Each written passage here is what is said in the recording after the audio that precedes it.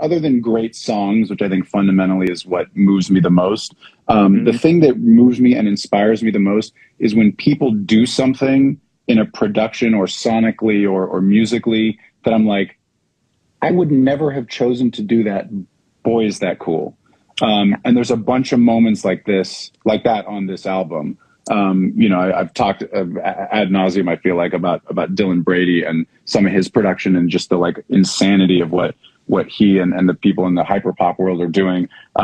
But what I love about this Kendrick album is, like you said, Beach Noise and others who are producing. And you know, again, I don't know enough about who's doing what on these tracks because there's beautiful piano and string arrangements, and yet sonically they're doing things that I don't really understand why they chose to do that, and it works, and it's beautiful, and it's strange, and a little jarring, and a little haunting, and you know. I wish I could remember song names because there's a piano that's sticking out of my head that comes in at like the best moment, and it just made me cry. And I've been listening to the album on my speakers with the black screen on, which is how I mix. I don't like looking at screens, so I don't know the song names, but there's so many beautiful sporadic piano moments that are doing exactly piano what is amazing about. And sonically it's great. It's not bright, it's not, but it's full, you know. And it's the piano character in the, I wonder like what the concept was for the piano character in that, you know, something there's some intention there. The piano is doing something that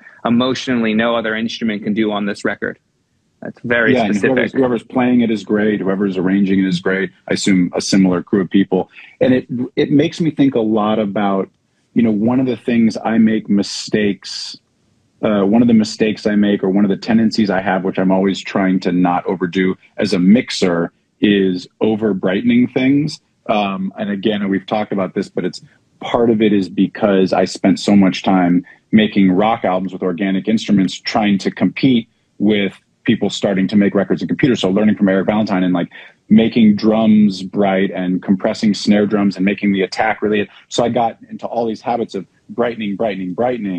And also when producing, there's lots of sound design stuff. Like I'm going to EQ like crazy. So when I mix, I start to reach for things like that. And it's always really inspiring, especially listening to hip hop records. You know, Kendrick being a great example. One of my other favorites, Timbaland when he does it well, like Dirt Off His Shoulder, records like that, where the track does not have a lot of high end in it.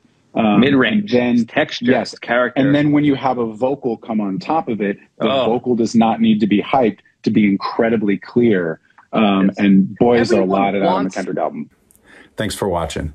Just a reminder, all of this content is free. There's no secret knowledge here. There's no Patreon. We don't read ads. We don't have sponsors. We're just trying to build a knowledge base.